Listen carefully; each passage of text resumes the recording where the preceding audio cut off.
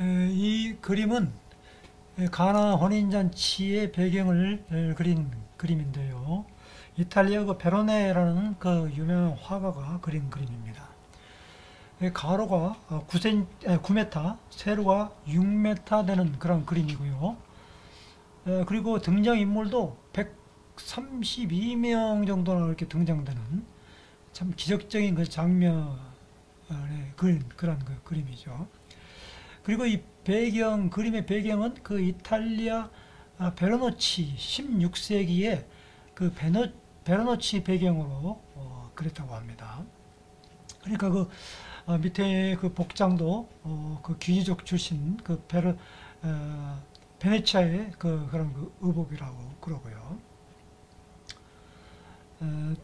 비록 그 갈릴리 가나 지역을 배경이 아니지만은 그러나 굉장히 참 의미가 있습니다. 그런데 여기 그 혼인잔치 주인공 그 신랑 신부가 제일 구석탱이에 자리 잡고 있죠. 그리고 한 가운데에는 그 예수 그리스도의 그 빛이 비치고 있고 옆에는 예수의 어머니 마리아가 자리 잡고 있습니다. 그리고 하인이 그 물을 따르는 장면이 나오죠. 그 물이 포도주로 변한 주전자에 담는데 포도주로 변한 그런 장면이 나오죠. 근데 그 옆에 그것을 이상하게 쳐다보는 남자가 참 인상적이고요.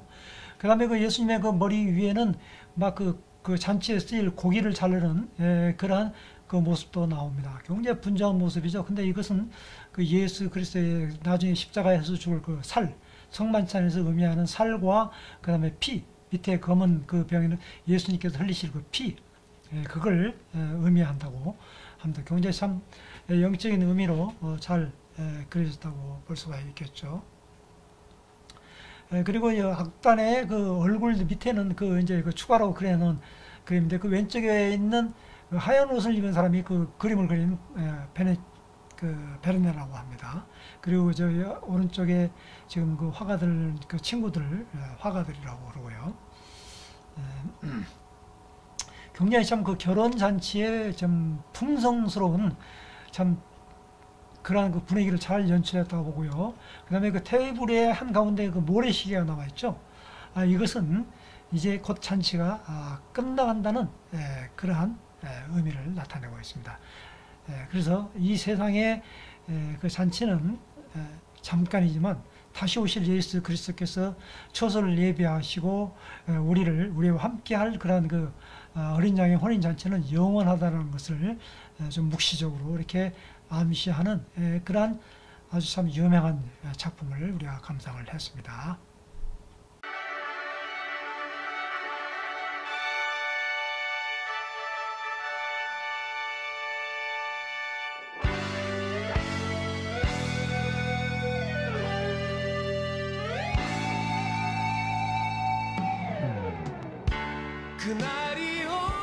그리스도인의 삶에 있어서 오늘 가나 혼인잔치에서 벌어진 물이 포도주로 변하게 된 그러한 예수님의 첫 번째 표적에 대해서 말씀을 나누려고 합니다. 예수님께서 첫 번째 이제 공생애를 시작하는 데 있어서 이제 어떠한 길로 어떤 방향으로 가게 되는 그러한 하나의 그 표지판의 그 사인의 표적인 것입니다. 자, 이 말씀을 제가 왜 이 말씀을 전하게 되었느냐 하는 것도 참 기도하는 가운데 참 이 말씀을 꼭 전해야 되겠다는 것을 하나님께서 주셨어요. 이러한 그 사실, 그 의미, 비밀, 그것조차도 모르고 그냥 대충 알고 있는 그런 표면적인 그러한 내용으로만 이렇게 받아들였는데 이 말씀 가지고 어떻게 말씀을 전해야 될까라고 깊은 그러한 고민을 많이 해왔는데 참 묵상하면 묵상할수록 하나님께서 놀라운 신비를 더해 주었습니다. 아담과 하와 그 부부 그 결혼에서부터 시작을 해서 마지막 요한계시록에 어린 양의 혼인잔치 끝이 나게 되어집니다. 물이 포도주로 변하게 되어진 것도 바로 예수 그리스도의 십자가의 보혈의 피를 상징하고 있는 것이죠. 예수님께서 십자가에 그 못 박히시기 전날에 그 성만찬을 통해서 제자들과 함께 이 포도주잔을 받아 마셔라. 이것은 내가 너희를 위하여 흘리는 피라 그랬습니다. 그러면서 포도주잔을 다 돌리게 되어지죠. 갈릴리는 굉장히 참 특별한 의미가 담겨져 있습니다. 다른 동네하고 다른 그러한 특별한 그러한 그 결혼 그 전통이 풍습이 이루어지고 있는데, 우리가 이 성경을 이 요한복음 2장에 나오는 이 갈릴리 가나 혼인잔치를 제대로 이해하게 되려면은 그 갈릴리 문화에 대한 그 결혼 풍습을 우리가 잘 이해를 해야 되겠는데요. 이 갈릴리 문화를 그 결혼 문화를 이해하지 않고서는 그 메시지를 이해하기 힘들겠다라는 그런 생각을 해봅니다. 이 갈릴리 가나의 그 결혼 풍습, 전 지금도 그 결혼 문화가 이어진다고 그래요. 혼인 잔치에서 제일 중요한 것이 바로 포도주입니다. 그런데 포도주가 모자라게 되어진 것이죠. 그 결혼 잔치는 먼저 그 약혼이라는 것이 이루어집니다. 그 쌍방간의 부모의 합의에서 이제 약혼이 이루어지게 되고요. 그 다음에 이제 정혼이라는 것이 이루어지게 되어지는데, 정혼은 그 신랑이 자기 아버지의 자기 아버지에게 어느 정도 재산을 좀 얻어가지고 이제 돈을 가지고 신부의 집에 가가지고 그 잔치를 벌이게 되어지는데, 마지막에 가서 그 포도주를 그 신부에게 내밀면서 그 포도주를 마실 때 그 신부는 그 정혼을 그것이 이제 허락이 되어지는 것이고, 그러나 이제 마지막으로 그 정혼이 이루어지지 않을 경우에는 그 신부가 마음에 들지 않았을 때는 그 포도주의 잔을 거부한다고 합니다. 그러고 나면은 이제 신랑은 자기 집으로 돌아옵니다. 아버지의 집으로 돌아와가지고 그때부터 이제 결혼에 대한 이제 준비를 한다고 합니다. 신부는 이렇게 준비를 하고요. 참 그 예식 뭐 옷을 맞추어 있고, 그리고 신랑은 처소를 예배한다고 합니다. 처소를 예배하면서 이제 자기 신부를 데리고 같이 살 그 방을 준비하고 있는 거죠. 마련하고 있는 거죠. 그런데 그 기간이 언제 될지를 모른다는 겁니다. 언제 그 신랑이 신부를 데리고 올지 신랑이 결정하는 것이 아니라는 겁니다. 다른 지역과 달리 그 갈릴리 문화에서는 그 결혼을 그 신부를 데리고 온 날짜를 오로지 신랑의 아버지가 결정한다고 합니다. 때를 정하게 못하게 하는 것은 뭐냐면은 그 결혼이라는 것이 너무 아름다움의 그 관계를 표시하기 위해서라고 합니다. 신부는 그 기간 동안 계속해서 자기의 신랑만을 바라보게끔, 신랑이 언제 자기를 데리고 올 수 있을까라는 것을 바라보면서 항상 준비한다고 합니다. 그 준비 과정이 너무나도 아름다운 것이죠. 때로 어떤 때는 뭐 포기할 수도 있을 것이고, 또 어떤 때는 여러 가지 악조건 속에서 또 다른 어떤 여자는 또 다른 남자 만나서 또 결혼할 수도 있는 과정이고, 그러면 그만큼 그 순결의 기간을 거친다고 그래요. 그래서 대속죄일이라고 그러죠. 그리고 그 기간 동안 어떤 때는 신랑은 또 금식도 하고 말이죠.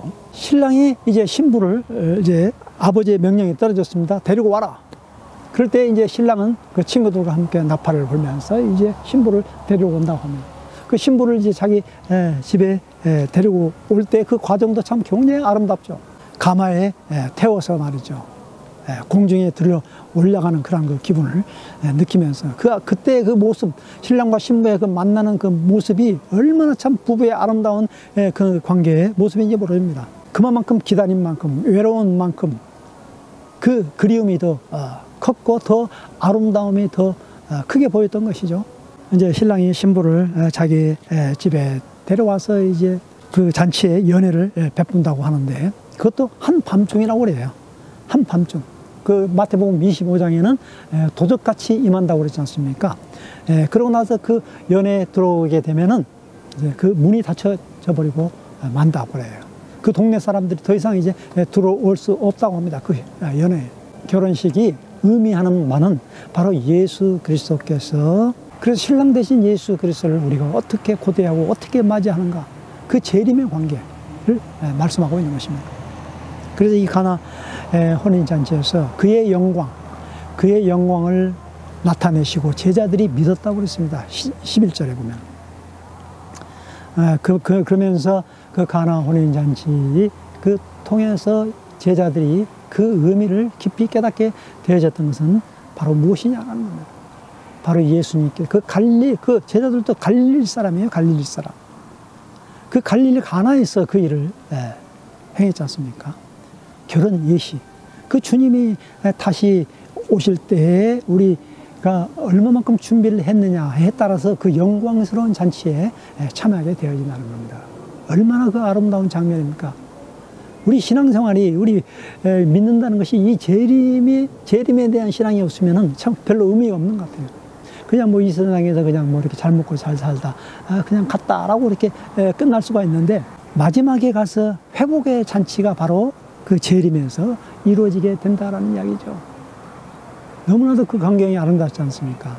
그 신랑이 신부의 눈물을 닦아주고 이제는 더 이상 고통이 없고 근심이 없고 슬픔이 없는 바로 그 잔치, 주님과 함께 영원히 기쁨으로 살 수 있는 그 기쁨의 잔치에 초대되는, 이것이 바로 우리가 이 땅에서 사는 신앙생활의 이유인 것입니다. 신부로서, 정결한 신부로서, 순결한 신부로서, 꿈이 없는 신부로서 끝까지 다시 오실 그 주님, 신랑 되신 예수 그리스도를 그리워하고 준비하고 맞이하려고 하는 그 태도가, 그것이 얼마나 그 과정이 아름답습니까? 그 과정 속에서 때로는 슬픔이 있고 고통이 있고 참 외로움이 있고 그 눈물이 있을 수가 있습니다. 그러나 주님 만나는 그날 우리의 모든 눈물 다 닦아주신다고 했어요. 이 가나 혼인잔치가 바로 예표라고 그러는데, 예수 그리스도께서 이 땅에 오셔서 그 십자가에 돌아가시기 전에 그 제자들과 함께 만찬을 베풀면서, 그리고 십자가에서 죽으시고 다시 부활하시고 승천하시기 전에 또 갈릴리 또 그 호수에 다시 모시해서 그곳에서 또 잔치를, 제자들과 함께 잔치를 벌이면서 올라갈 때 절대로 두려워하지 마라. 내가 다시 분명히 처소를 예비하고 너희들을 데리러 오겠다. 라는 그런 말씀에서 그 갈릴리 출신인 그 제자들이 그 말씀을 확실하게 이해했던 것이죠. 그 문화의 풍습을 이해하게 된다면 우리 신앙생활이라는 것은 바로 우리 그리스도인의 삶이라는 것은 바로 회복의 잔치에 들어갈 날, 그 날을 고대하면서 우리가 기쁨으로 사는 것이라는 것입니다. 그러면은 이 세상에 아무리 어떤 어려움과 힘든 일이 온다 할지라도 두려움이 없게 되어지는 것이죠. 얼마나 감사한 일입니까? 우리 모두가 다 이러한 그리스도의 어린 양의 혼인 잔치에 초대함을 받고 그곳에 참여를 받는, 저 하늘과 저 땅 눈물이 없는 그곳에 우리 모두가 다 그곳에서 살아가는 그리스도인들이 되기를 간절히 바랍니다. 하나님 감사합니다. 우리가 이 세상에서 힘들고 어렵게 산다 할지라도 그리스도의 그 나라를 바라보면서 주님과 함께 그 기쁨의 날을 바라보면서 신랑 되신 예수 그리스도를 정결한 신부로서 준비하고 깨어지고 하는 제들 되어지시는 것 주옵소서. 예수님 이름으로 기도하였습니다.